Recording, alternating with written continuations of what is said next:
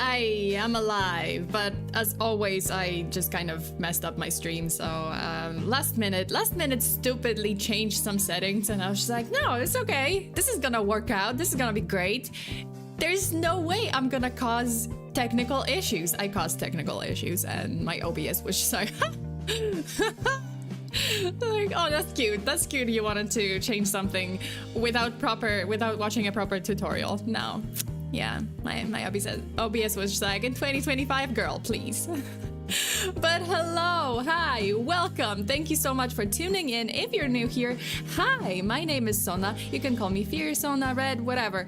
And I'm your friendly neighborhood true crime VTuber, here to give you full body chills. And Fabian, thank you so much for the super OBS. Oh, beautiful skull.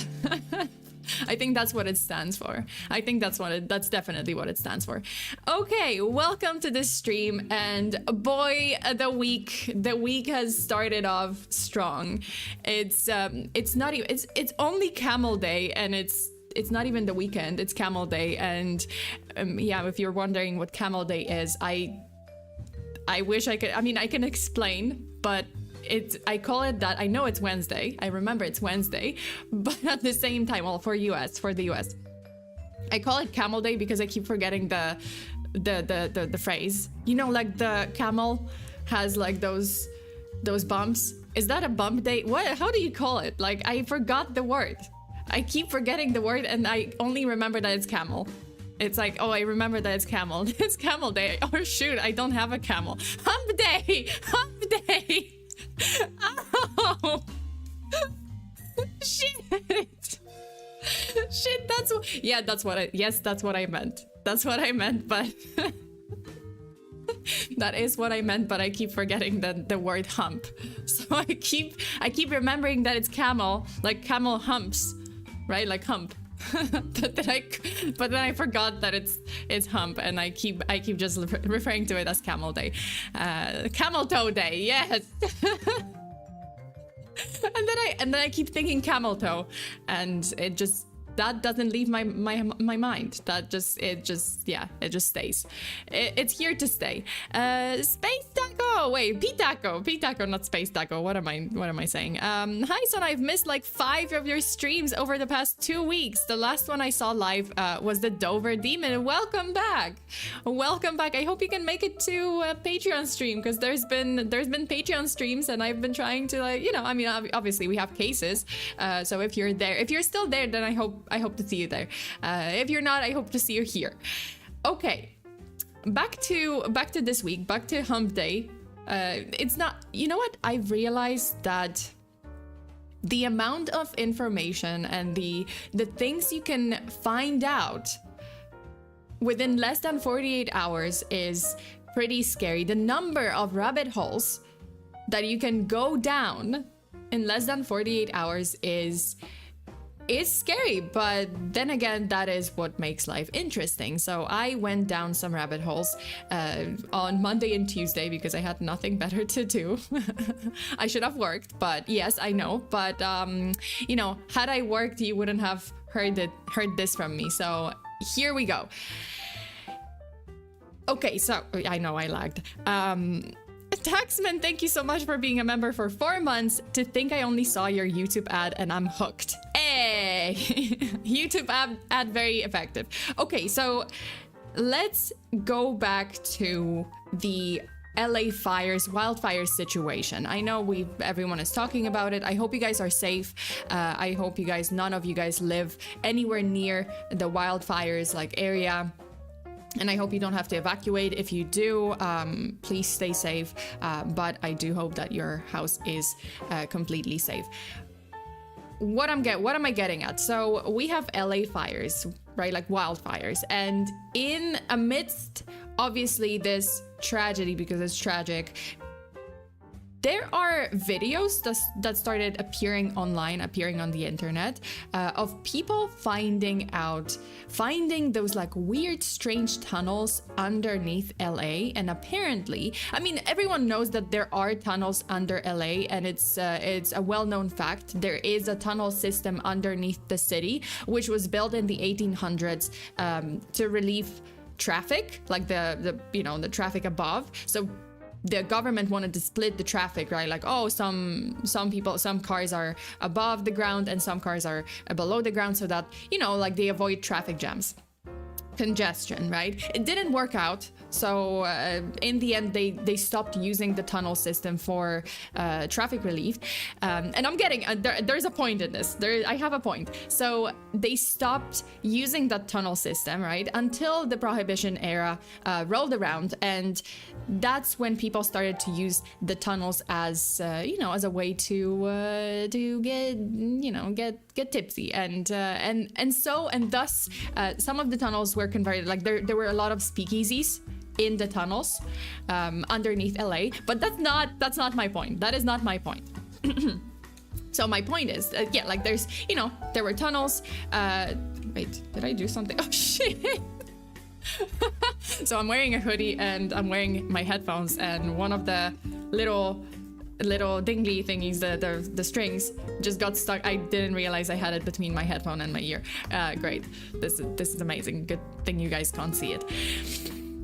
Moonshiners, yeah, kind of. Well, you know, there were a lot of speakeasies there, right? Like in the tunnels, and it's a well-known fact, there are some tunnels under LA. But what I've discovered is that there is another system, another secret tunnel. I don't know if it's one or more. I think it's more, but there's apparently, allegedly, a secret system of tunnels that is called Achterbahn. And it comes from Germany, like Germans, Autobahn, right? Like, so the highway system in Germany. But it's called Achterbahn because it is used mainly by Hollywood celebrities. Because think about it, have you ever seen a Hollywood celebrity stuck in traffic in Los Angeles? There's plenty of traffic. There's plenty of traffic congestion in LA. You never see celebrities being stuck in traffic. They never post about it. They never, you know, you never see them. You never see their post like, oh, it's horrible. I'm heading for, you know, I'm heading to the studio and I'm stuck in traffic, and I'm stuck in this traffic, and I'm gonna be here for an hour or 2 hours, right? Right. So apparently there is something called Achterbahn, which is a tunnel, or like a system of tunnels that only celebrities, politicians, and affluent figures use, and it's under Los Angeles. And to make matters more interesting, it's not just a highway system for celebrities under LA. They apparently also have a system, like a chain of Starbuckses under LA. And you know how, and these Starbucks are special, you know, like they're not just regular Starbucks. You have Starbucks, you have Starbucks Reserve, and then you have the Starbucks Illuminati. So that one is in underground. That one's like under LA. Why? Wait, I'm not kidding, and I found videos. So yeah, like there are people working there. Obviously celebrities don't pay, no one pays, because if you have access to Achterbahn, you are important enough to use the system, and you don't have to pay at Starbucks Illuminati. You can just order yourself a free Illuminati and just sip on your Illuminati. Okay, so I found a video. There is a video of a guy who apparently was working at one of those like Starbucks Illuminatis, and he was under an NDA, but he's no longer under the NDA. So this is what he said, and I'm gonna let's play this. This is great. Okay, so wait, shit. Did I disconnect my? Oh, of course I disconnected my. Wait, okay. Of course I had to disconnect my everything. No, wait. What did I? Oh. No. What? Why? Oh, this is what I. Pull up. Just give me a moment. Just bear with me for a moment. Okay. I got it. Okay, so this is the clip of that guy talking about his job at Starbucks Illuminati. Oh, wait. Hold up. Because, of course, I didn't. Oh, the scuff. The scuff is real. The scuff is so real. Okay, so your NDA. Your NDA is expired and you could talk about this. You used to work at a secret Starbucks. Illuminati. Is that right? Yeah, there is a Starbucks Illuminati. that is like above reserve. Like Illuminati. a Starbucks no one's ever heard of or been to. All right. Have you ever wondered while driving in Los Angeles, how come you've never seen like Will Smith stuck in traffic on the 405? Yeah, I've never seen a 1%er just in their car stuck in Good traffic. point. Why is that? That's because there's a series of intricate tunnels underneath Los Angeles. The known as Illuminati the tunnels. Actobahn. I'm not kidding. Like, they get access points to move through the city without ever having to be in traffic. You can come up in LAX, you can pop up at Dodger Stadium. Underneath there, in those tunnels, is Starbuckses set up at Illuminati. different locations to allow them to get coffees while they're driving. All of them. Seinfeld. Oh. You've seen Seinfeld down We're dropping there? names. I've seen Seinfeld down there. Dude, almond milk latte, 2 shots. Dude, and with a straight face. He said that with a straight... I don't know, maybe in like 10 years we're gonna find out, holy shit, this was all true, and this guy was actually telling the truth, and I'm laughing now. We're all laughing now, but... we're all laughing at how, like, with a straight face, he said, dude, almond latte, 2 shots. I know I'm laughing now, but hey... 10, 15 years and we're gonna like find out, hey, it was true. All of this was true. And Seinfeld really did drink almond latte with 2 shots. Da-dum, down, down. Okay. Wow. Yeah. Was he a good tipper? They don't have to pay. So this has been Yeah, because you have access. underneath Los Angeles for a few years now. I mean, how long has this been there for? I mean, it predates me. It seems like the city was built on top of it. So, I mean, I think this goes all the way back to the 20s. This doesn't seem real Illuminati. almost. This is crazy. I imagine how I sound saying it to people. Kind of. Kind of a little bit. Okay, go back to other news. So yeah, but seriously, just Starbucks. Well, I mean, it's not, guys, it's not a normal Starbucks. It isn't a normal Starbucks. It's a Starbucks Illuminati. Don't think about it as Starbucks. Yeah, Starbucks is wealthy enough to pull this off. Like I'm pretty sure, like, oh, Starbucks is big enough to pull this off. They don't. So again, it's not, don't think about it as like just a regular Starbucks. No, it's not. It's not. It's Starbucks, Starbucks Reserve, Starbucks Illuminati, Starbucks Illuminati plus plus. Just, you know, can't believe this is real. Well, I mean, someone has to ask Seinfeld, you know, if he drinks almond latte with 2 shots. And is it evil Starbucks? Possibly. I mean, yeah, the Starbucks, you know, Starbucks Illuminati plus. So it is true. Well, I mean, if someone asks Seinfeld, hey, what's your Starbucks go-to drink? And he answers, hey, almond latte with 2 shots, then we're gonna be like, he was right. He was telling the truth. Okay. But as for other news, you know, LA wildfires raging. Again, I'm just kind of like circling back to LA wildfires. Meanwhile, apparently, Phoenix area, there's like a company in the Phoenix area, Phoenix or Arizona decided, hey, you know, to avoid wildfires and houses burning down in wildfires, we're just gonna build houses made of just using foam. I'm not kidding. There's a company in Phoenix that uses foam to build, wait, that's not it, to build houses as material costs rise. And you know, oh, this they kind of like, oh, this person, you know, here, oh shit, wait. So here they present like how the foam doesn't really burn. Oh, you know, we're gonna build houses of foam. I don't think that's a good idea. I don't think this is a great idea, because okay, well, maybe it can withstand, it's not very flammable, which I highly doubt. I'm pretty sure it's flammable, but cool. What about rain? What about rain? Does this, like, if I just splash accidentally, like, oh, I'm just kind of watering my lawn and suddenly my house is dissolved. Yep, apparently, yeah, they are using foam. This is what it's come to. This is what we've come to. We're making houses out of foam, and I guess we're just hoping. We're just, man, how someone thinks like, oh, this is great, this is very sustainable and cool. That's gonna work out. That's a great idea. Just to save some cause. Jesus Christ. Okay, and as for the last piece of news, because we're so positive today, and it's all just positive news, you know, it's all just positive conspiracy theories. Apparently there was some horrible accident at the CERN generator, or CERN, I don't know if it's generator, I guess it's like like the nuclear generator at CERN.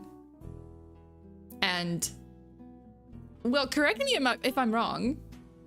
Does this like remind you of something? Does this remind you of something? Because to me it looks like it oddly, like it very closely resembles one TV show that I remember that we all watched, called Weird Things, if you will. And if there was a horrible accident at CERN reactor, reactor, that was the word I was looking for, not generator, reactor. That's not good. That isn't very good. That is very bad, and I think we're one step away from possibly opening the Upside Down and releasing. Yeah, this looks very oddly similar. Well, I mean, this is just, I think this is that a movie? That's a movie. Never mind.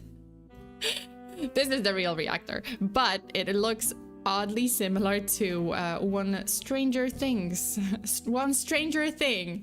and yeah, well, if there's like a Demogorgon roaming around and killing people, then we know where it came from. This is where it came from. That's it. That's all. And also because I want to end it on a positive note, a cat video. And zero survival instinct. Also, Eric, thank you so much for being a member for 22 months. Idea: foam houses to destroy as stress relief. I mean, cat video. Meow. Okay. That's it. That's it. That is all I wanted to say, to tell you guys about. Well, no, not everything, because we have a case to cover. But you know, as for world news, you know, always positive news here on my channel. It's finally happened. It's happened. Cat video. You mean cat video, or you mean the CERN reactor going bzzz and releasing a Demogorgon? Because, I mean, at least one of them is positive. Cats, kind of. It's also the anniversary of the Great Molasses Flood today. Hey, Molasses Flood, Boston. Hey. I covered that case. I did cover that case, and it is said that Boston to this day smells like molasses. If there's like an exceptionally hot day, you can still sniff the molasses. There's still the faint molasses aroma. Just saying, go to Boston. I want to go to Boston just to find out if it actually smells like molasses.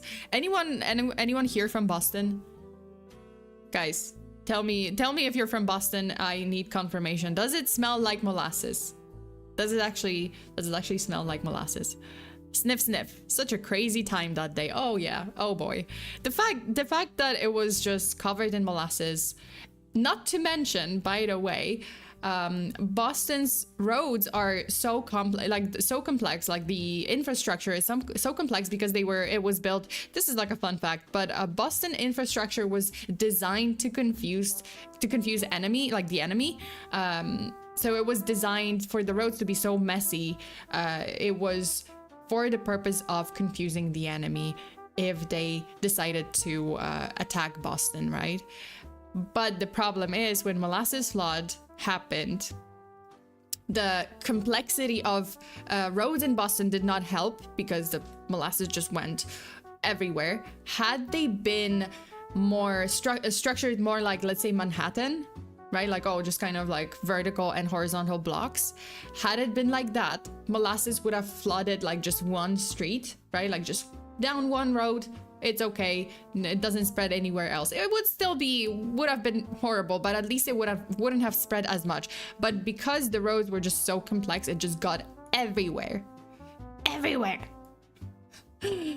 Boston Massacre, kind of, because people got stuck in molasses, and then when it cooled off, it hardened, right? Like, oh, it's not, right? Like, it's not liquid anymore. It's like it gets very, very sticky. So unfortunately, some people that got stuck in molasses, like when they were rescued, sometimes firefighters had to like literally rip off their arms, limbs, you know, like just legs, leggies. Sometimes they just died because they couldn't be pulled out of it. So yeah, there's that. Okay, and we had a cute cat video. So you know what else is cute?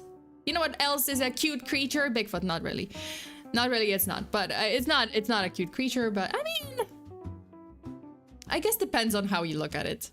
You could say that Bigfoot is kind of cute. What even is molasses? Oh, it's like sugar, right? Like it's melted. It's well, it is sugary substance, but I did molasses. All right, okay. Molasses is kind of like okay, so whoa. Wikipedia is throwing insults here. Wait, molasses is a vicious byproduct. I'm not tripping, right? Vicious. Yeah, it is called vicious. Vicious byproduct, principally, I don't know how to pronounce that. Obtained from refining of sugarcane. So I'm right. Yeah, molasses is a byproduct of producing sugar, right, from sugarcane. It's a vicious product. So it's like a not nice product. It's not kind, it's not nice, it's vicious. That's it. Google doesn't like that stuff. Wikipedia doesn't like that stuff. Joshua, thank you so much for the soupa. Were pancakes made of that stuff? I mean, molasses can be used definitely for baking. It used to be, I mean, I think to this day, like some people use molasses for something, but I'm pretty sure because it is sweet.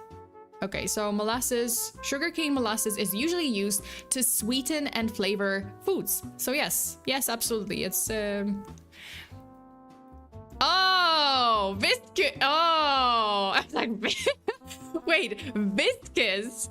Oh, viscous, not vicious. Oh, you know what? I'm gonna stick with my theory. It's not viscous. It's vicious. I'm gonna stick with the molasses is vicious, and molasses is a bitch. Molasses is a bitch of a sugar. Bitches! Oh my god. Oh, it's never boring with me. It's never boring in my head. Oh my god, I'm like the most interesting person I know. Lol. I was like, damn, Wiki. It is never boring in my head. Listen, it's always so interesting. I find out new things about myself and the way I think and about the world. The things that goes through Sona's head.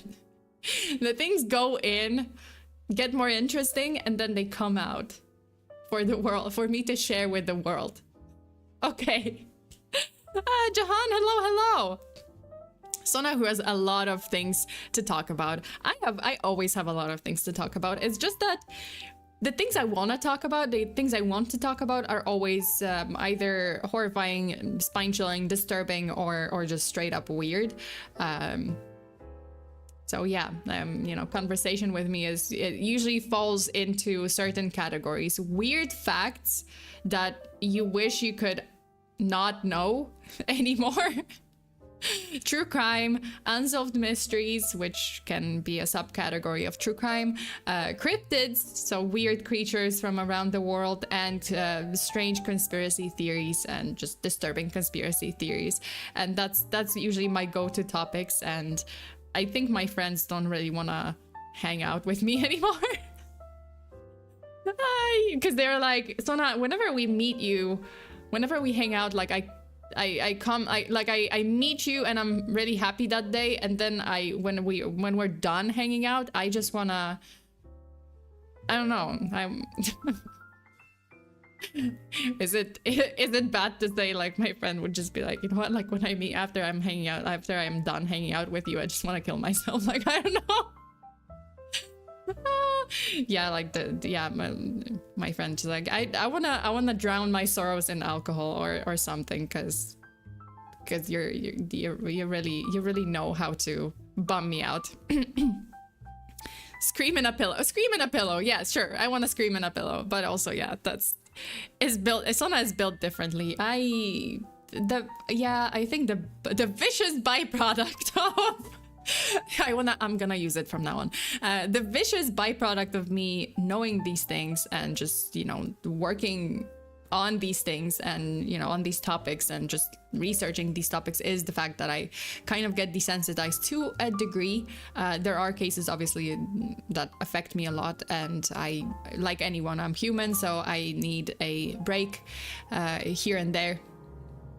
But, you know, that's that. But at the same time, I'm just like, oh yeah, this is kind of weird. And someone else sees the same fact and they're like, oh my God, what? Oh my God.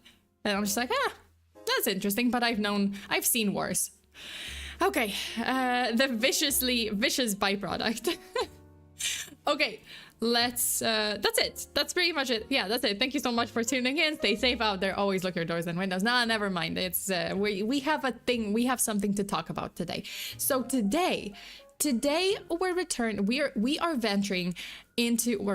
because I've covered Kentucky before, but we are venturing into the lonely bottomlands of Western Kentucky to explore the chilling story of the Spottsville Monster. And you might have heard about it or you might have not, because it's not a very common, I wouldn't say it's the most famous, it's not one of the most famous cryptids. At the same time it is, and I'm gonna explain why. So it is Bigfoot, but it's not. So it's kind of like Bigfoot, but it isn't. So some people kind of put it in the same category, like they kind of merge it, right? So it is Bigfoot, but in Kentucky. It's Kentucky Bigfoot. So this isn't just another Bigfoot tale. It's a blend of the supernatural and the terrifying, because this Bigfoot has some pretty neat and nifty supernatural powers. I'll explain later. So the story is rooted in decades of first-hand accounts and investigative research. Our story begins in 1935 on Mount Ridge Road, a secluded area in a rapidly shrinking town. A devout widow and her 2 children lived in an isolated farmhouse surrounded by dense forests. Also, Joshua, thank you so much for another super Walmart brand Bigfoot. Sure, why not? Okay, so a widow and her 2 children lived in an isolated farmhouse. This is 1935. They were surrounded, like most people back then, you know, their farmhouses, they were surrounded by dense forests. But this was no peaceful country retreat. Whispers of a monstrous creature lurking in the woods had driven many residents away from that area, and for this family, a traumatic encounter with the creature was the final straw. They basically had several encounters with one or more of these creatures that they described as very similar to Bigfoot, but kind of different, like similar but not really similar, and I'll explain in a minute. So they were terrorized by these creatures, and eventually they packed up and left, leaving behind a community gripped by fear. Fast forward to 1975, and we meet the Nunnally family. After years of struggling with city life, Red Nunnally, so the father of this family, and his wife decided to return to the countryside, seeking peace and simplicity. And they chose the very same area on Mount Ridge Road, a little farmhouse property. I don't know if it's the same property as the one in 1935, possibly, but it was the same area, so Mount Ridge Road. So a little farmhouse property, despite warnings from locals about the ominous presence in the woods. And this is literally like one of those, I don't know, Netflix documentaries where a family, or movies, I guess films, where a family finds this beautiful property. It's beautiful. It has extensive, you know, like acres of land. And the house is beautiful. Everything seems perfect. And the price is like super, super low, suspiciously low. And even the real estate agent is acting very, very strange. They're just like kind of looking side to side, you know, a corner behind corner. And neighbors are kind of giving them looks and being like, no, no, no, don't move in here. I would advise you against it because things happened. And what does the family do? Of course they move in. They're just like, this is perfect, never mind. Oh, weird things happen. And there's no way. Oh, it's cap. It's cap. This is cap. We're fine. It's gonna be great. You know, we're starting our new life. There's no way anything is gonna go badly. And spoiler alert, it does. We got a raid, everyone. Hey, thank you so much for the raid. Yeah, thank you so much, Rina. Wait, am I pronouncing it correctly? Because I keep pronouncing it as Rina, because I'm not sure. Or is it Rainy? Is it Rainy or is it Rina? I'm so sorry, but welcome everyone. Thank you so much for the raid, and yeah, enjoy the stream. And then they find out strange things are happening there. Classic stuff. Absolutely classic stuff. Hope you have a great stream, Sona. Thank you so much. Thank you. Hope you have a great day too. And I hope you had a great stream yourself if you were streaming just now. Okay, so they got some warnings from locals about the ominous presence in the woods. Red Nunnally, a tough, no-nonsense father of 6 with failing eyesight because of his glaucoma. He basically, as it usually goes, he brushes off. Ryan. Oh, is it Ryan? Oh, Ryan. Oh, right. Wait, Ryan? Oh, Ryan. I'm so sorry. I apologize. I'm really sorry. I'm just used to, like, I guess VTubers having names that kind of read like Japanese, so it's usually like Rina or, you know, like, you know what I mean. But I apologize, and thank you so much for reminding me. I'm so sorry. Okay. And Danny JB, thank you so much for gifting 1 membership. Congratulations to Fabian for getting the membership. No worries, have fun on your stream. Thank you. Of course he has a bad eyesight. Well, yes, only him, but mind you, he's got 6 children and he's got a wife who none of them have bad eyesight. You know, they're fine. It's just him that has, you know, he has glaucoma. And he basically, when neighbors warn him about everything, about this like weird creature in the woods. Also, Joshua gifted 1 memberships. Yeah. But thank you so much, and congratulations to Subaru Freeman. Hey, congrats for getting the membership. Okay, and please make sure to say thank you to Joshua and to Danny for gifting memberships. Okay, so Red brushes off any concerns and moves his family into their new home because, yeah, who needs to have a house that's not haunted or a property that is not terrorized by aliens or Bigfoot? I guess Bigfoot.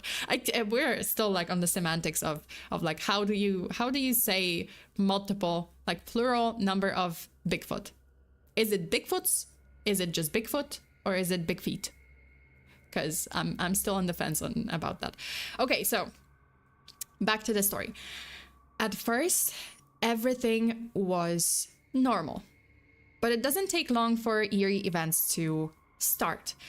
Farm animals begin to vanish, stirring up old unsettling memories of the family's previous role. So basically they had an encounter like this before. This is not their first rodeo. 3 years earlier, so in 1972, the family was forced to move to the city from their previous property in the countryside. It wasn't in the same area, but from the previous property in the countryside due to some unexplained incidents happening there, which weren't specified in the story, but it was suggested that it resembled what happened next. So I don't understand why they still moved into this farmhouse, even though they were warned, hey, weird things happen here. There is a strange creature and dangerous creature in the woods. Maybe you don't want to move in here. And they're like, oh, please. Been there, done that. It's okay. It's gonna be fine. It wasn't fine. It was not going to be fine. because it resembled, so their previous experience resembled what happened next. Over the course of a year, the Nunnallys experienced not one, not two, but multiple of these mysterious creatures coming onto their property and terrorizing the entire family. And now I found a documentary that compiled interviews with some of the members of the Nunnally family. First, let's listen to Bart Nunnally, who at the time was just a young boy, and his experience was pretty terrifying, what he's seen. It's not like, he wasn't like his father. He doesn't have glaucoma. His eyesight is perfectly fine. So we're gonna listen to his account. Let me pull it up. Okay, here we go. Yeah, we do have videos. We have interviews. Okay, let's listen to this. And the truth. There were several times that my family saw this creature in broad daylight, but it was usually at night, is just when they would be more active and come up, and they would just come up and rattle our doors and look at our windows, you know, and walk around our house and just scare the hell out of everybody. The area in which the Nunnallys lived during these encounters was very secluded. Once rich with fruit trees, wild strawberries, and the Green River nearby for water, it provided near-perfect conditions for almost anyone or anything to sustain itself, and at the same time, still remain elusive. It was just a really scary situation, because once it got going, it was almost every night these things would come up and terrorize our family. The reason that we were also scared is no one knew what it was, you know. We didn't have any idea about Bigfoot back then. I was 9 years old, never heard of Bigfoot, and neither had my father. Bart. Okay, so yeah, the next one is actually Bart's mom. Also, Vivian, hello. Okay, so next one we have Bart's mom, Rosalie Jenkins, remembering her spine-chilling encounter with the creature, which she then described as almost human, but not quite human.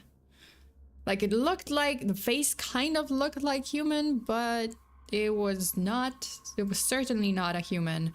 And, well, let's listen to Rosalie. Out there beside the house, and I just happened to look over there, and there was this thing standing right directly under that light. But this had, his face looked kind of like a leather or something, you know, but its hair was, its arms was long, and it was tall, and it was covered with, it looked like dark brown hair. Of course, it was night, but he was under that light. Of course, I screamed. And I told her, I said, hurry up and get them kids over here, Jackie. I said, there's something out there. Well, she got the kids over there, and I seen it several times after that. It was running down the road over a fence there by the barn, and it was, I would say, every bit of 8 foot tall. And that's not exaggerating at all. And it was covered with hair. But it was just standing there looking over at us. Okay, so yes, we have another interview. So the next one we have Bart's brother, Dean, and his own experience with, seeing the creatures, because they said like, oh, there were multiple. It wasn't just one creature. It was more. That's really crazy. That is pretty crazy. I like how this channel has fear in it, and you're talking about something sweet. Wait, do I talk about something? Wait, I do? I do. I thought we were talking about Bigfoot. Well, I guess I talked about molasses, so there's that. That almost looked like a man that has a condition where hair grows all over the body, making you look like the Beast from Beauty and the Beast. Oh yeah, there is a condition like that, right? Like they have those. I don't remember what the condition is called, but there is a condition where like your whole body, including like your face, your arms, everywhere is like covered in hair. So it is maybe, perhaps, but it's, I don't know. But I feel like they were, well, I mean, at least Rosalie was very specific. So she said like, oh, the face was kind of like leather. It wasn't really human, but it was. So yeah. Okay, let's listen to Dean. Backfired. And I heard a bunch of limbs breaking, coming through the woods, like something coming through the woods, some large coming through the woods. And it kind of gave me the idea to try to scare them a little bit, you know. So I told them, I said, look, here comes this Bigfoot, y'all better come on, let's go in the house. Well, it didn't work. And all of a sudden, everything got real quiet, and I looked over to the edge of the woods, and he was standing right in a little gully, right outside of the woods, just standing there watching us. And I tried to holler out, but my vocal cords had done shrunk up. I ran in the house, and then I had to pull on Mom, and I couldn't even speak. I was so scared. They said I was white as a sheet. Of course, they did end up getting the kids in, but it didn't bother anybody or the kids. It was just standing there watching them.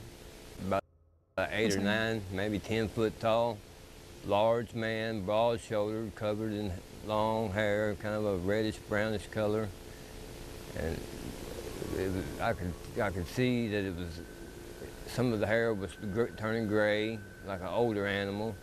You know, it had a grayish tint to it in places. But you know what? Chewbacca. You guys are horrible. You guys are so icon with you guys. Yo, Chewbacca. Sure, Chewbacca. Okay, so the next one is actually their neighbor. So it's not only the Nunnallys that saw this creature. There was also their neighbor, we're gonna call him Roy. Like, that's what the articles and sources refer to him as, because he decided not to reveal his identity. So we have Roy, a local firefighter, and he was the neighbor of the Nunnallys.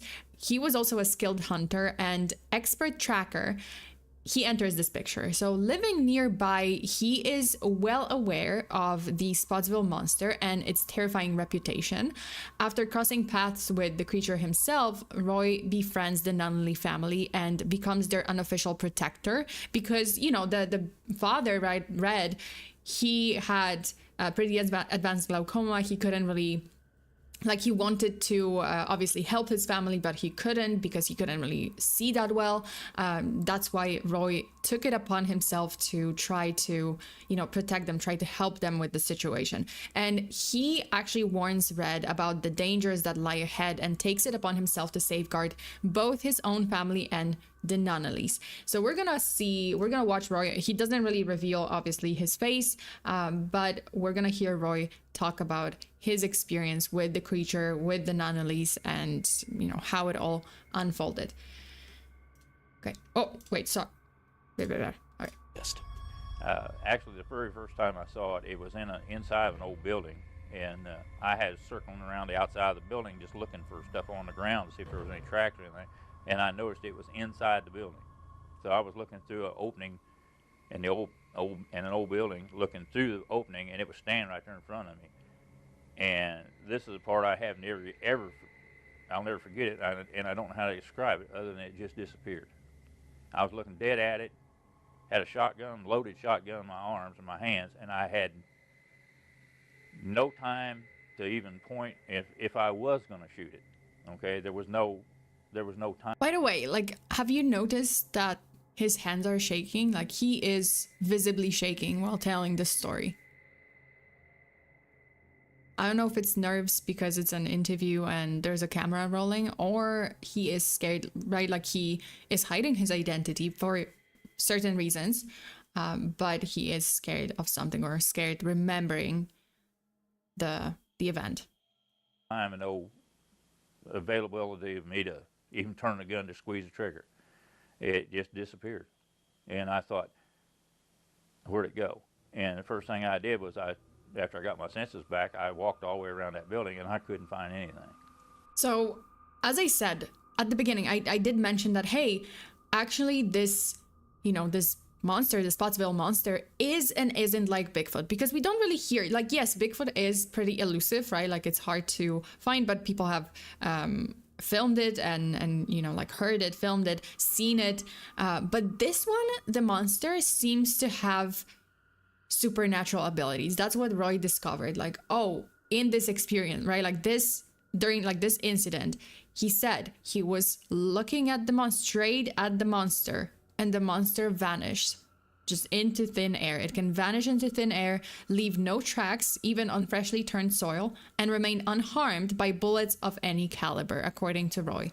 To make matters worse, strange phenomena like mutilated animals and UFO sightings near the Green River in that area added to the dread of an already horrifying situation. Despite Roy's efforts to collect evidence to inform the authorities, which as you can, okay, so this is actually there's gonna be a footprint. So like only one time did Roy actually manage to get a footprint cast of this creature, and this is actually that footprint. So that's the only one that he managed to get. And at one point, because he mentions that later, like at one point actually local authorities intervened and they forced him to hand over everything he had, all the evidence he had, and even spread misinformation to the media that got interested, got a whiff of this story. So Roy actually says this, like he talks about how police didn't want to help him, and they actually threatened him, like, hey, don't go out there. They were trying to gaslight him, saying like, oh, this is a bear. That's just a bear. Don't go out there because it's gonna kill you. And oh, if we see you out there one more time, we're gonna shoot you or something. Like they kind of started threatening him to not. They got a whiff of that foot. They got a big whiff of that foot. Okay, so we're gonna listen to Roy's second part of Roy's story, where he talks about his interaction with the law enforcement regarding this creature. I've told Bart about this before. I was down there one night and I had left my truck way up the road so that they wouldn't know I was down there, and walked a good distance down to the house. And I had gotten down there and it was just about to get dark, and here come the police cruiser coming down the road and a state trooper right behind him. And I didn't know at the time I got there. They had called and reported something going on out in the building, out around the buildings there. And so anyway, I told him, I said, listen, I'm going to go out back here and I'm going to hide while they're here, because if I get caught down here, they're going to prosecute me. And your dad, Red, said, yeah, go ahead. And so I slipped out in the woods, and I laid out there in the woods, not 40 yards from where those police officers, I could hear them real good from the back porch. And they had told Red, well, we're going to go out here with our lights and stomp around the woods and see if we shake up anything. They could have found me if they really went in the woods, okay, because I wasn't that far from them. And I laid there just emotionally still down alongside a log and listened to their conversations. They walked into the woods, lit up a cigarette. One of them did, stood there and said, well, let me smoke this cigarette, and then we'll go back, tell them we've looked all over this place. And that was the exact words. And I knew from that time on, there was no way I was going to leave these people by themselves. With the lack of help from the police and any true answers as to what these creatures were, Bart decided to get the answers on his own. Now, over 30 years after the... All right, that's actually it. But yeah, anyway, like Roy did say in some of his interviews that, hey, they threatened me. The state troopers threatened me. Police threatened me. They took away all the evidence. They told me not to talk about it anymore. They told me not to go out there and not try to be a hero. And, oh, it's just a bear, right? Like they're trying to... But the thing that Roy saw and the Nunnelly saw was definitely not a bear. They are, absolutely 100% certain of it. They're like, we know what a bear looks like. This is not a bear. That's definitely not a bear. Like we've seen it like straight on. We've seen it during like in the daylight. It's not like, oh, we've only seen it at night. We've seen it at daytime, and it is not a bear. The Spottsville Monster case didn't just remain a local mystery. It became a media sensation. Reporters and curious thrill seekers flocked to the small Kentucky town, drawn by the Nunnelly family's vivid and terrifying accounts. Descriptions of the creature, its glowing red eyes, overwhelming stench of its feet, I assume, and towering stature captivated audiences.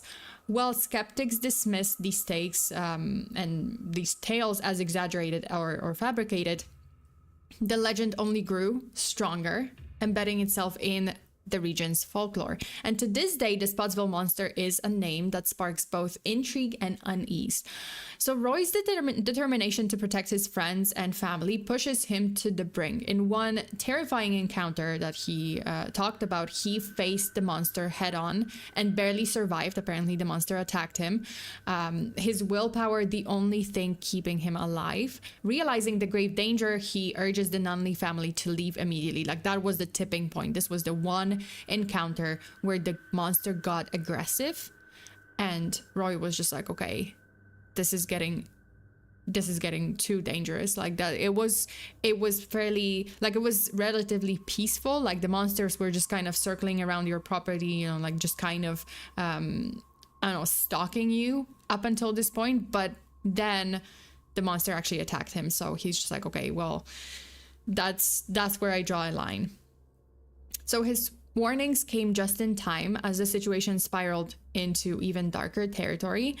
The story, like Roy's story, concludes in a truly chilling way. So this is not, I don't know, I'm not sure if this is part of the monster's abilities or something more sinister, something more like supernatural, even more supernatural is happening. But Roy at one point had a dream, had a nightmare or a vision that he experienced. And Roy envisioned in his dream, or the vision, he envisioned his wife and children falling victim to the monster in a horrifying attack. And when he woke up, he's left with this unshakable feeling that the nightmare isn't over. And if he persists, the Spottsville Monster will attack him and will, cause irreversible damage. So the monster's story is far from finished. All right. Dreamwalker. So I don't know, like Roy kind of said, like, I don't know. He doesn't know if this was a vision or if it was just a nightmare. He was just, mentally, as like psychologically just so affected that he started having nightmares, or if this is actually one of the monster's abilities.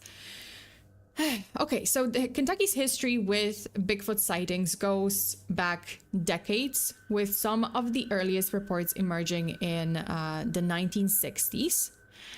In the small town of Olive Hill, a group of teenagers had a chilling encounter with a 7-foot-tall, hair-covered creature lurking in the woods, and the sighting was so terrifying that the teens fled the area and refused to return for some time. They refused to leave their homes. They were just like, absolutely not. We're not going out there. There is something out there. There's a monster in those woods, and we're not going there.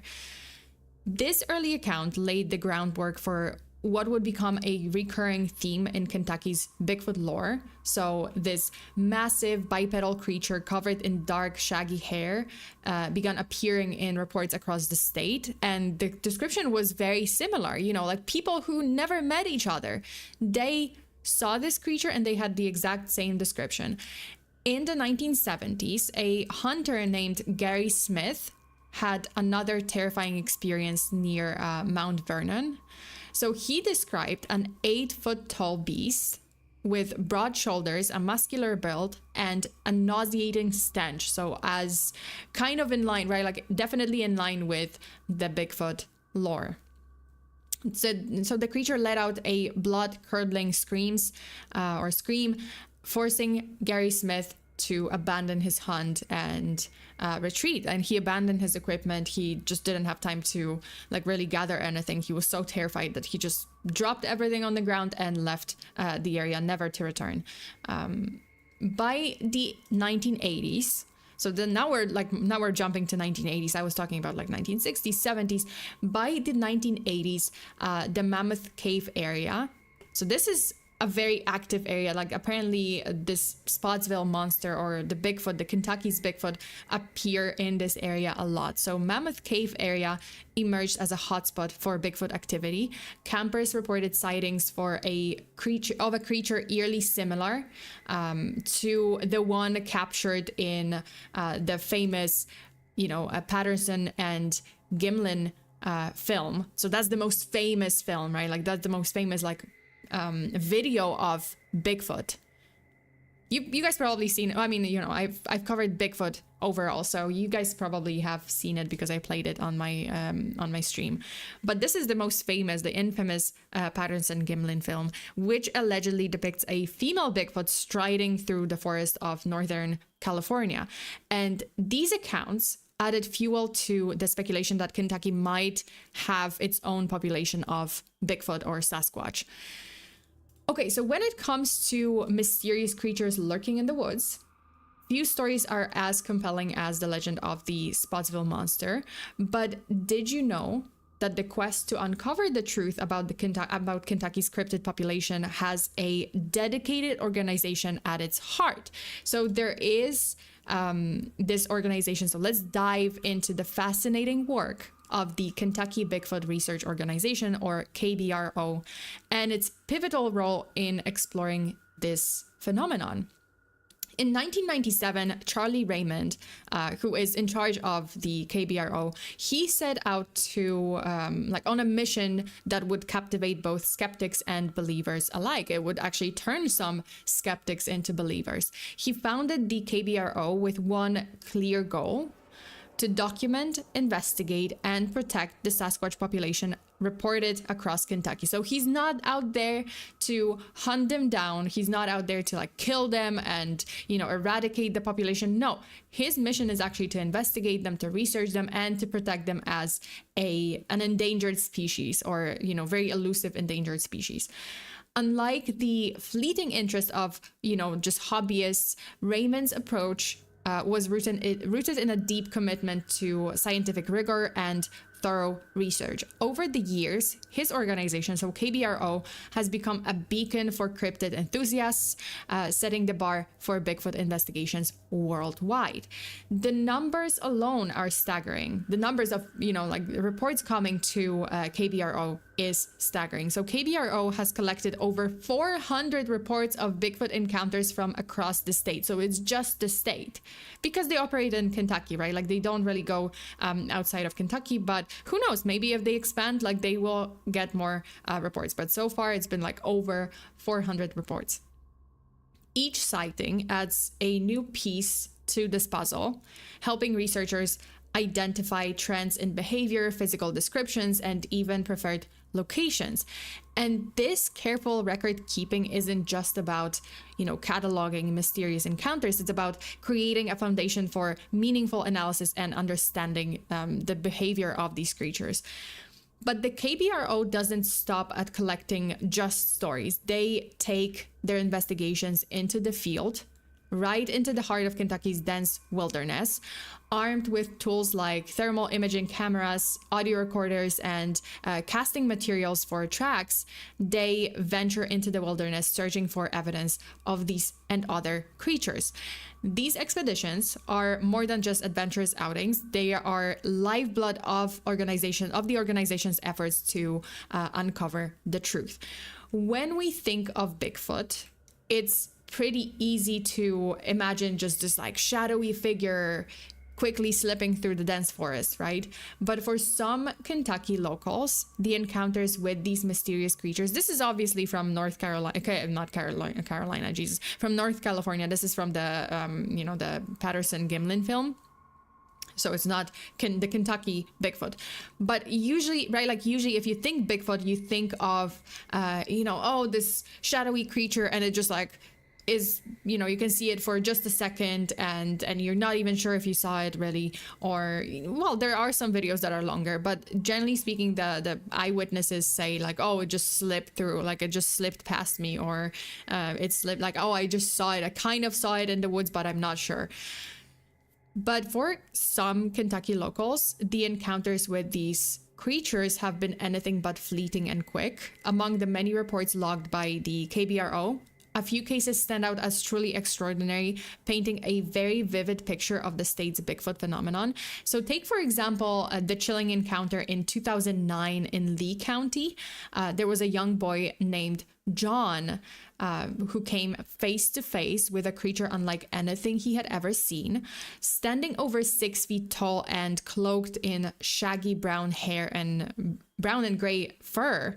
The figure's wolf-like face. So that's what John described, like, oh, it was kind of human, but not really. And it had like this wolf-like face with like strikingly like human but unhuman features. You know, like he couldn't really describe it well, but he's just like, yeah, it looked like a person, but it wasn't. And this wasn't just a glance. It wasn't just that the creature just slipped past John. John actually detailed, you know, like his detailed description underscores how deeply the encounter affected him. Like, oh, it lasted a long time. Like he stood face to face with this creature, and then it really affected him, solidifying his belief that Bigfoot is more than just a myth. Well, maybe there's another cryptid out there called Pigfoot one day. Okay, so fast forward to 2014 in Edmonson County, where 16-year-old Elijah experienced a life-altering moment. Driving home with his mother late at night, so there's 2 eyewitnesses, he spotted this like massive dark figure standing ominously by the roadside and measuring an estimated 6'8" tall, with glowing eyes. This is from the description from Elijah. So this figure was tall, had glowing eyes, and a body so broad that it made Elijah look like a child, even though he himself was already tall for his age, like very tall for his age. And the creature was undeniably unusual, right? Like otherworldly. And Elijah used to be a diehard skeptic when it comes to ghosts. Like this is what he said, like, I used to be a diehard skeptic. I used to not believe in ghosts, UFO encounters, cryptids, like that wasn't for me. But the key word here is used to be. After this horrifying encounter in 2014, Elijah became a firm believer, at least regarding the cryptid sightings in Kentucky. He was just like, yeah, there's something out there. This is not normal. That wasn't an animal. That wasn't a bear. That wasn't anything I've seen before, anything known to humanity. But yeah, so he just he turned into a firm believer, at least in the Bigfoot of Kentucky. The KBRO has also documented a variety of strange encounters and strange occurrences that suggest that these creatures might communicate and interact with their surroundings in remarkable ways, and they might communicate with each other. Unexplained vocalizations, eerie wood knocks, and other peculiar activities have been reported across the state, hinting at behaviors that remain a mystery, but they signal some kind of interaction and communication among the multiple members of the species. So we're gonna watch some of the videos filmed and compiled by the KBRO. So I found the KBRO's like official YouTube channel, and skeptic or not, there's always things out there that just can't be explained. That is so true. Like, you know, you can still be a skeptic, but you can still be just like, okay, well, I can't explain something. I've encountered something that I can't explain. But, you know, like, oh, do I believe that it's a ghost, or do I believe that it was an alien? Not necessarily. It might have an explanation. I just haven't found it yet. But no, Elijah was just like, nope. You know what? There's no, that is the only explanation. Like he just saw it so clearly that he was just like, nope, that is definitely Bigfoot. That is not a bear. That is not an animal. That is not a boar, wild boar, or something else. Like he was just like, yep, that is, I believe now. Okay, so we're gonna watch some of the KBRO's videos and listen to some of them. Oh, wait, hold up. Oh yeah, here we go. Ah, shit.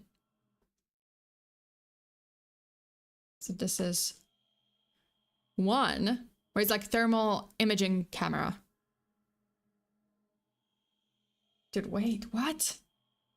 Wait, I have to see this from the beginning. Supposedly, well, I mean, you can see it here. The figure.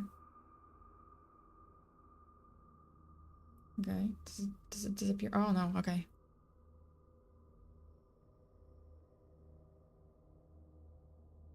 This is, by the way, filmed like in the middle of nowhere.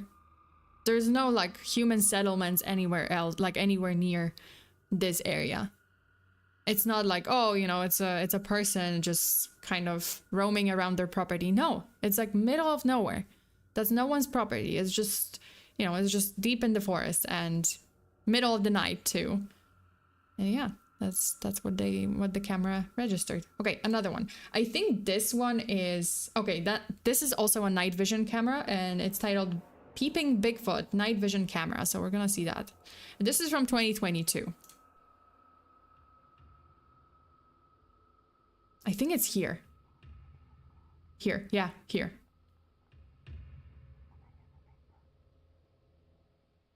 I think I would shit my pants.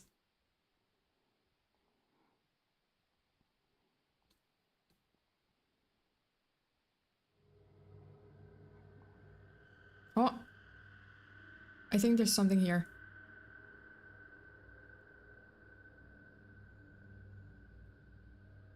Yeah, there's definitely something here.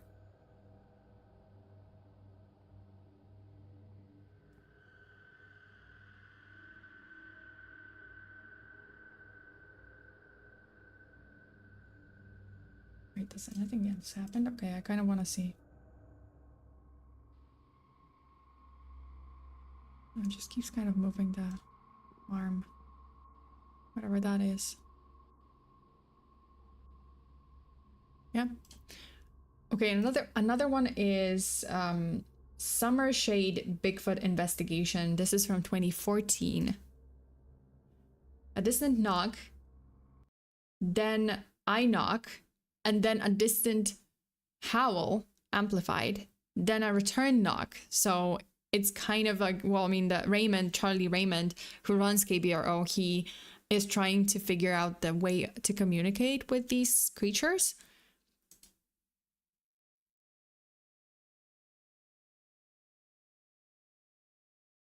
Do I hear anything? Do we hear anything? Oh, Jesus.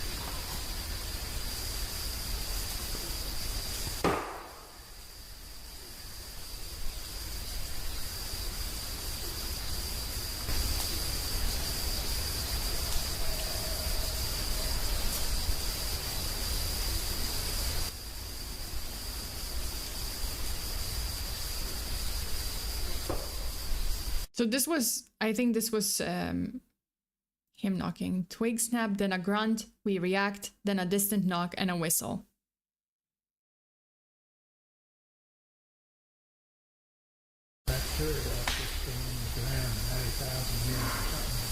Run.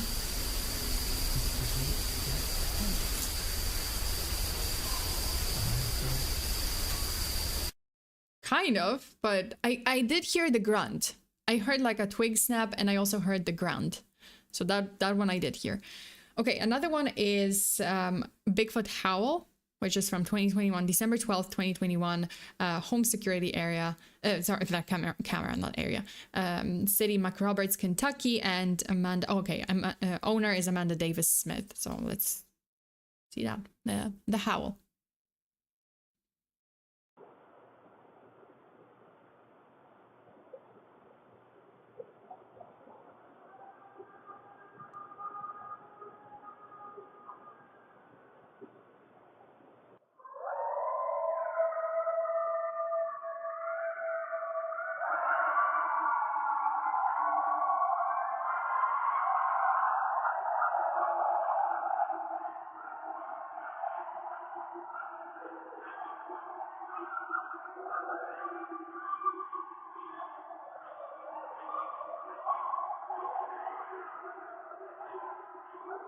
Okay, some coyotes.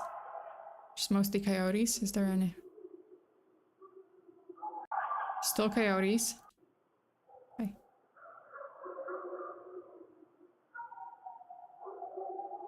Okay, just dogs. Alright, that's it. But the first one was like an unidentified howl. The next video is from 2010, recorded in 2010 on a mountaintop at an undisclosed location due to an NDA. Large tracks were discovered and casted earlier in the day. That evening, we returned to the location. Oh my God, I can't speak. We returned to the location. As we hiked a trail up to the meadow, we jumped something very large. We heard it run off only for a few seconds. Then it became eerily quiet. At this point, a flare was, oh, I guess Fleur, was turned on and recorded the following video. So we're gonna watch that. Also, Baxter, thank you so much for a $5 super. Sorry I'm late. Also, several members of my family have Bigfoot stories and my older brother has a Bigfoot sighting. Jesus. I'll get the stories from them. Yeah, please do. Oh my God. Please do. I want to hear that. Okay, so let's watch this video. Okay, let me just skip this too. A few photos first regarding the tracks. Yeah.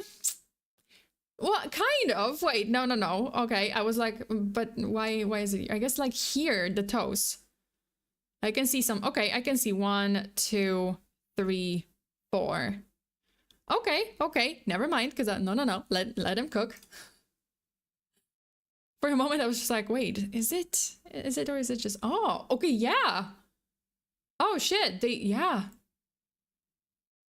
Oh, that might be the one that I saw. Wait, that might be, because this is actually, okay, this is actually from them. So that might actually be this one. It might actually be the cast. Well, there's that. Wait, let me. All right.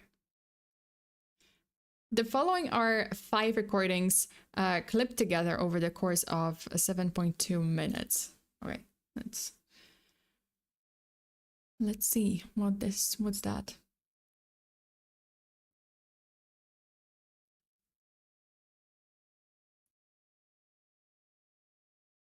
Okay, so there's definitely something here.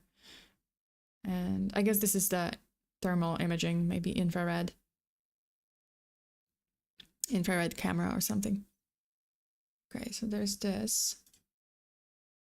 Oh, okay. Yeah, you see something here. I'm sorry, did Bigfoot just like fall over, or are they? Oh yeah, it's crawling on the belly, on its belly. Yeah, belly crawl. Yeah, so the Bigfoot is like kind of crawling on its belly, like hiding from them. Okay, let me skip this to a little bit more further away. Oh, all right, stood up. Okay, so there's that. Oh, that's not it. And then we have Kentucky vocalizations. So the best Bigfoot screams from Kentucky. So another guerrilla tactics. Recorded by Billy Arndell, Spottsville, Kentucky. This 2010.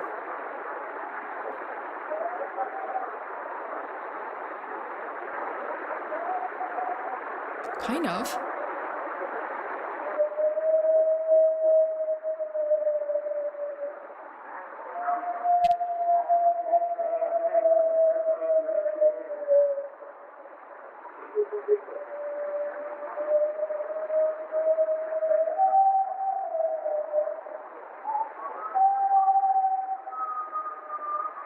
I was gonna say like, oh, it's just it sounds like coyotes, but here it sounds like whistle singing. It doesn't sound like coyotes here, unless like I'm wrong and it does. That's how coyotes sound, but I don't think so. Right, sing, right, Joshua? Yeah, I was right, like singing. Yeah, I was like, oh, whistling, but also singing. Like it kind of sounds like singing.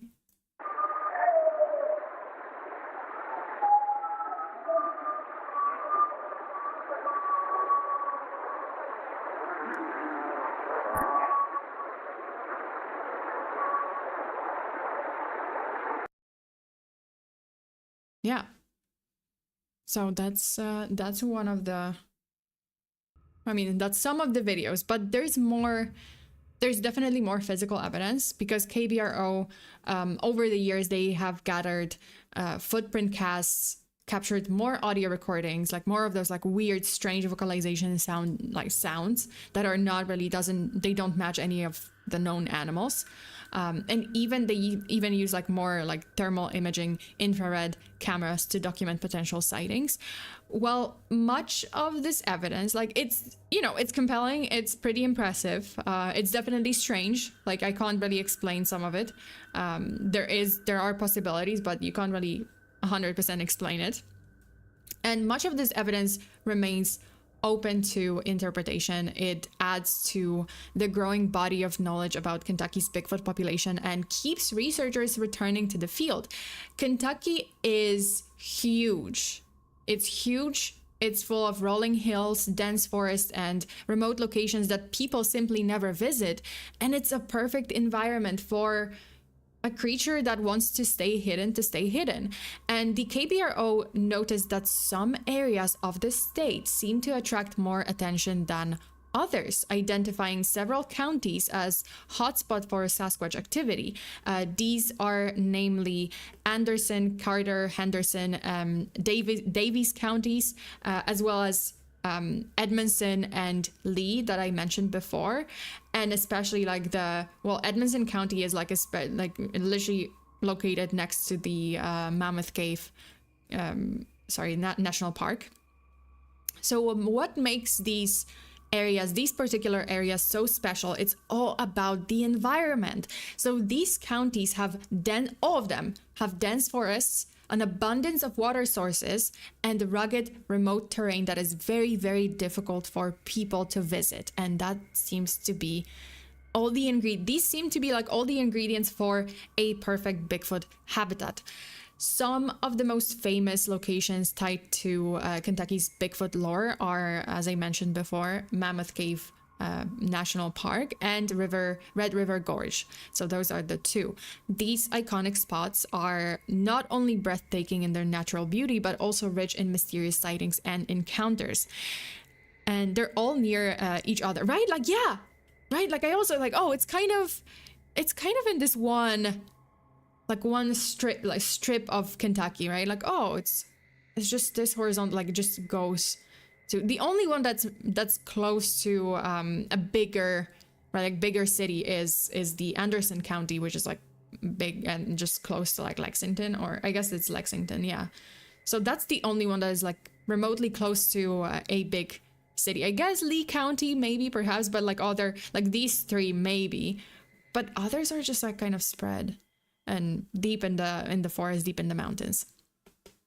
Okay, so despite decades of sightings, collected data, and passionate research, the question remains: is Bigfoot real, or is it a legend fueled by imagination?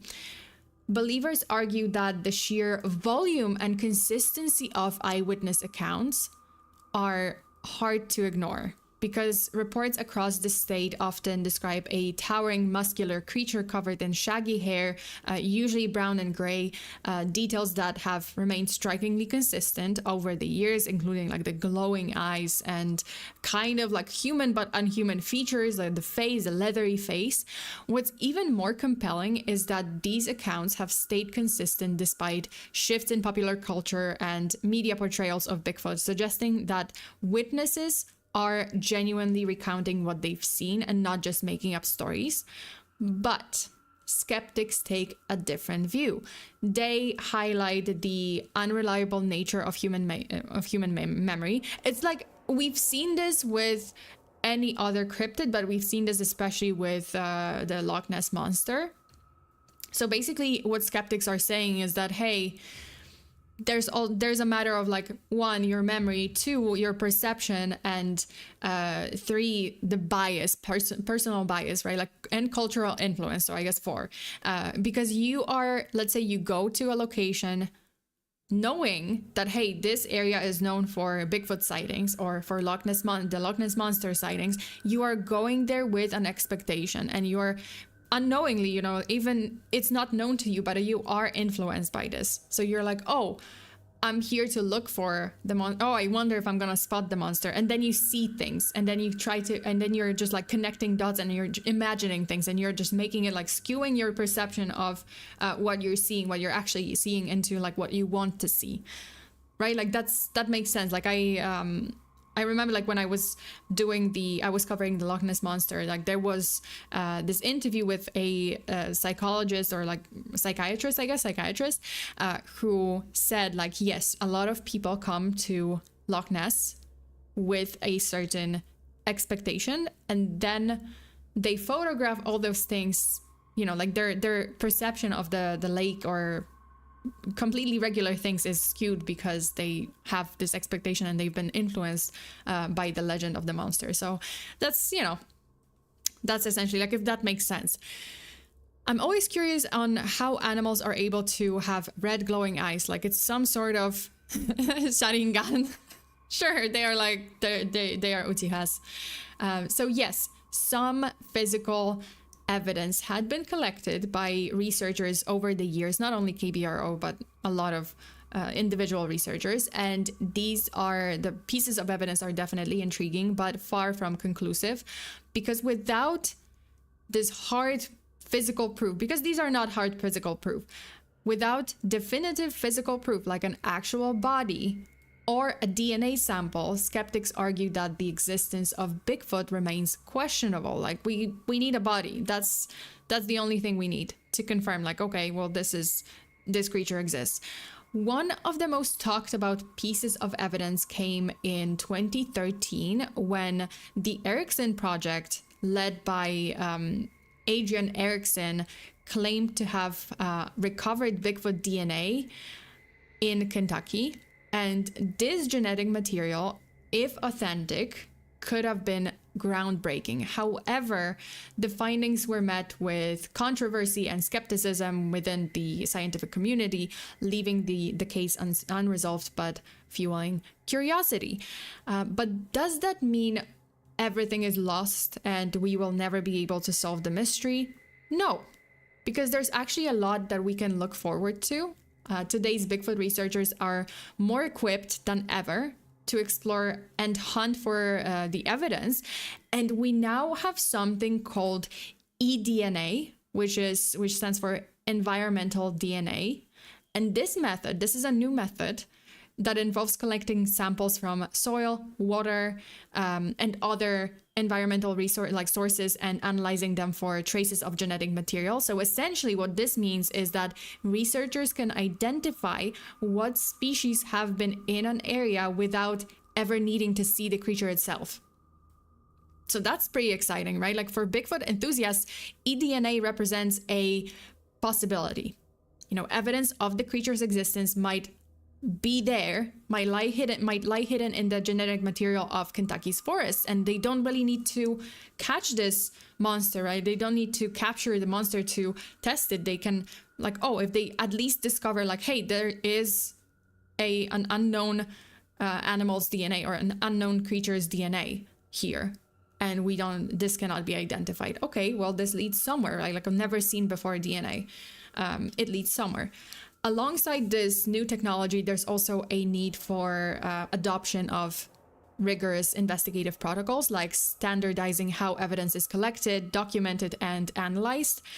There's also partnerships between Bigfoot researchers and scientific institutions, as well as government agencies, could also play a pivotal role in the future of cryptid research, because currently it's all pretty much scattered and everyone works independently. You know, no one wants to work together. Organizations like institutions don't really collaborate. They just kind of do their own thing.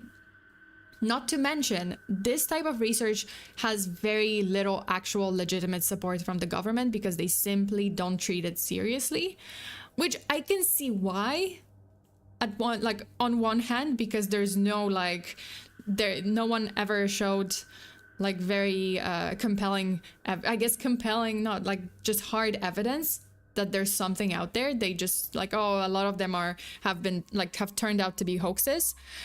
So I can see why the government wants to like not really involve themselves that much. But think about it, like such teamwork. If this actually happened, it could hold the promise of groundbreaking discoveries. Like, it could lead to groundbreaking discoveries and perhaps even answers to some of the biggest questions surrounding Bigfoot. So in conclusion, the search for, sorry, I got like out of breath because I talked so much, but the search for Kentucky's Bigfoot isn't just about advanced technology or meticulous protocols. It's also about the passion and determination of the researchers. With new tools, strategies, and alliances on the horizon, the pursuit of the Spottsville Monster and any other Bigfoot cryptid out there, it's far from over. And who knows, perhaps the next breakthrough in the legend of Kentucky's Bigfoot is just around the corner. And that is it. Man, I talked a lot. All right, that's it.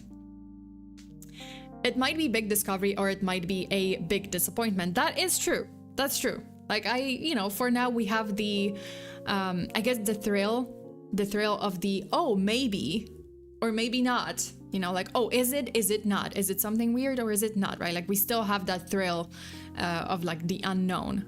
But I guess like, if a lot of institutions just kind of formed an alliance and they really actually, and with the government too, and they really actually treated this seriously and just like went hard on researching Bigfoot and hunting for it, then yeah, maybe there might be a huge breakthrough, or there might be a huge disappointment. So there's that.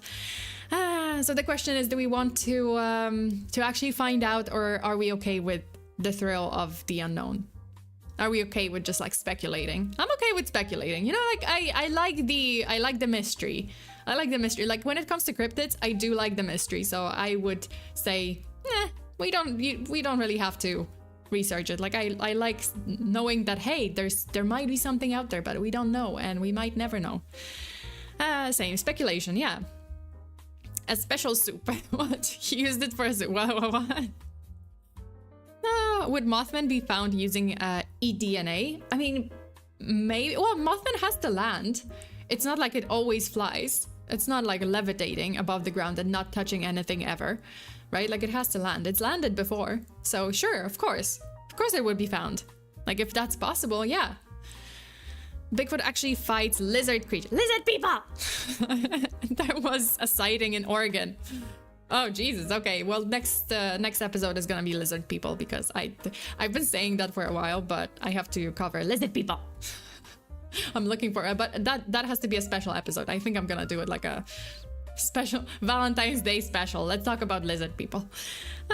I want Mothman to win. Everyone wants Mothman to win. If you are a member of this channel, you want Mothman to win, okay? That is one of the, like, number one rule. Like, you have to love the Mothman and just, yeah, that's it. Okay, guys, thank you so much for today. I hope you enjoyed the stream. What do we have? We have a schedule for this week, actually. This time I actually did make a schedule, so we can look at that. Wait, let me... Bitch, where's my schedule? Okay. Well, let me see. I have this for schedule. Ah, here we go. As always, I forgot to like minimize it. Okay, so we have a couple of things. We have, well, today was supposed to be creepy internet mystery. It kind of is, but it's not. It's cryptid files. Then tomorrow we have true crime here on YouTube. Yeah. So we have a true crime case here on YouTube. Then we have a true crime case on Patreon. Then I have a collab on Mariume's channel. We are gonna be judging people, judging Am I the Asshole story. I will probably vote like you're the asshole to everything.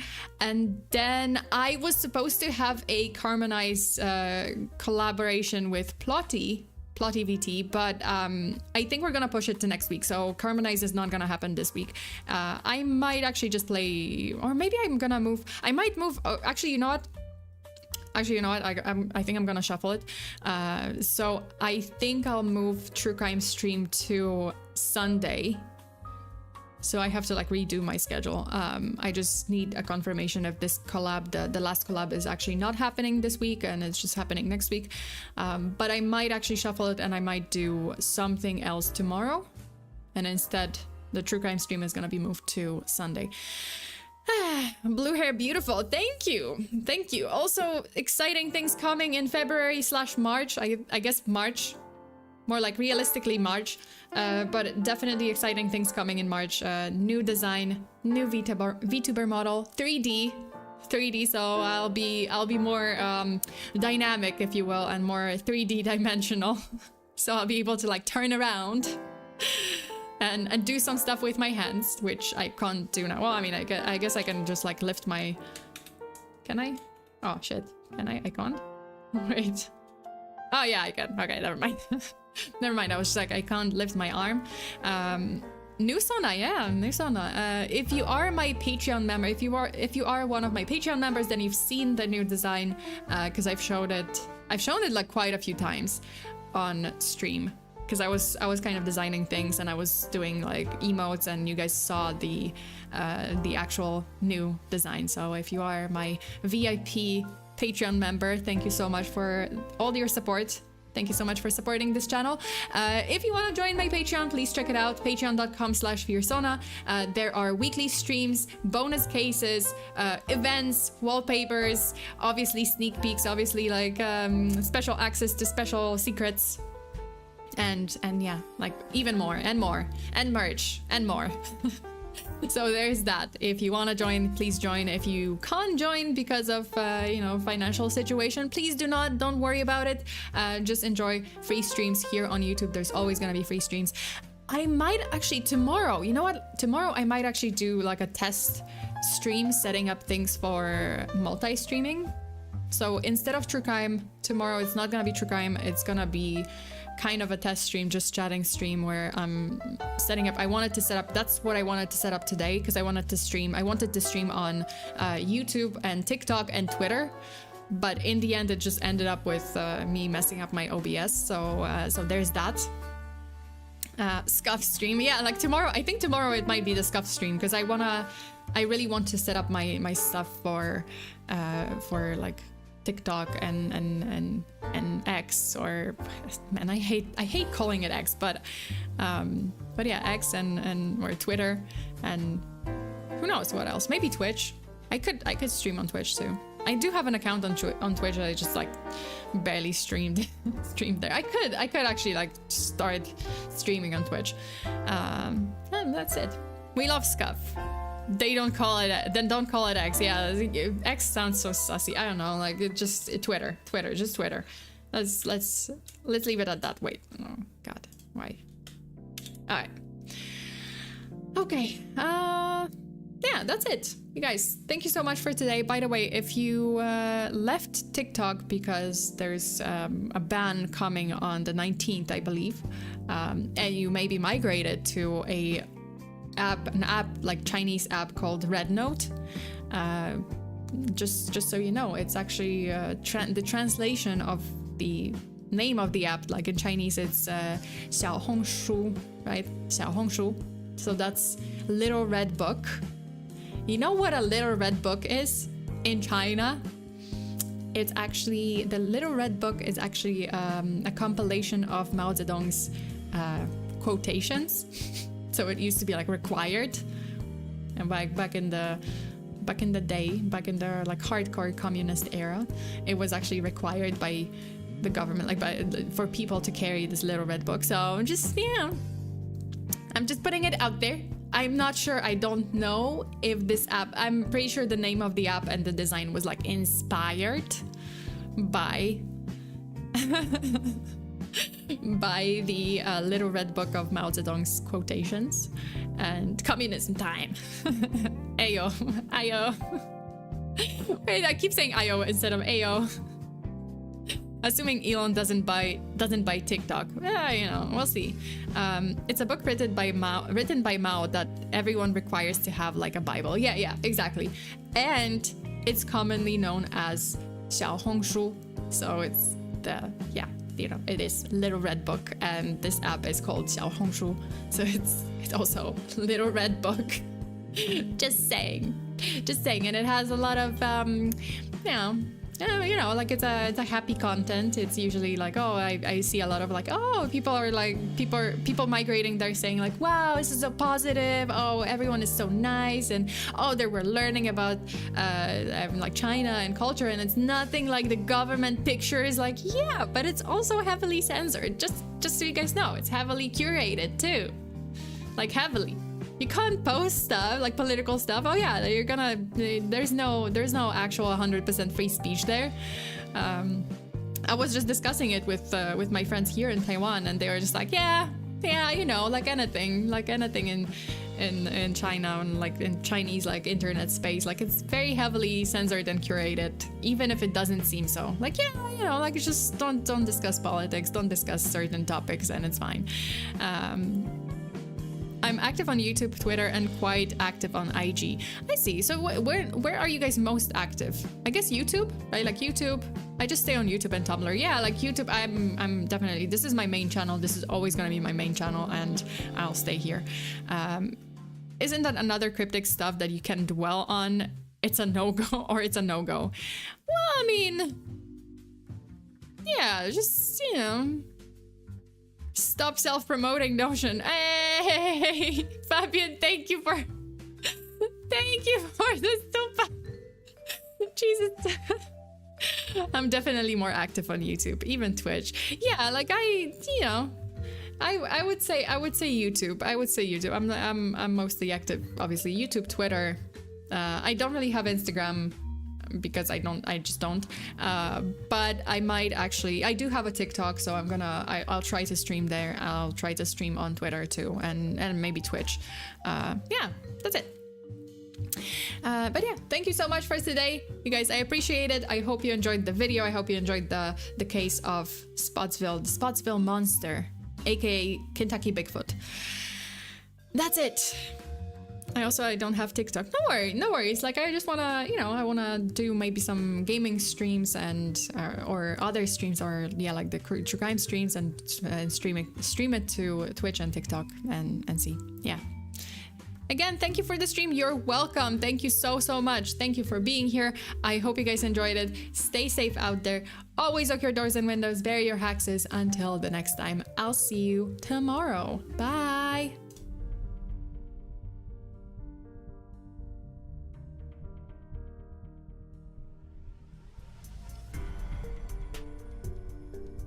Oh, also, I wanted to share something. I know that I scared you guys. Sorry, not sorry. But also, I forgot to share it. I shared it on Twitter, but I had a dream.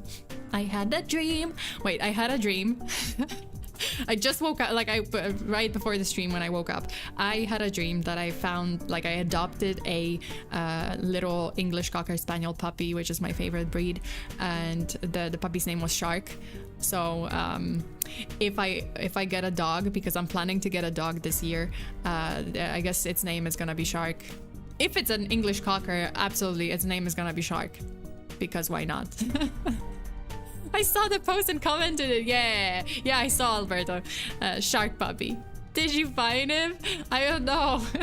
No. But I guess because I've been seeing the Jeff the shark, right? Like the little dog shark character online. But yeah, I guess my dog is gonna be named Shark, and it's decided, and I think that it's a prophetic dream. But yeah, I wish I could find an English Cocker Spaniel puppy in Taiwan, but unfortunately Taiwan doesn't, like, I am pretty sure, like 99% sure, that my English Cocker Coffee, because he was an English Cocker that I had here, I'm pretty sure he was like the only English Cocker Spaniel in the entire Taiwan.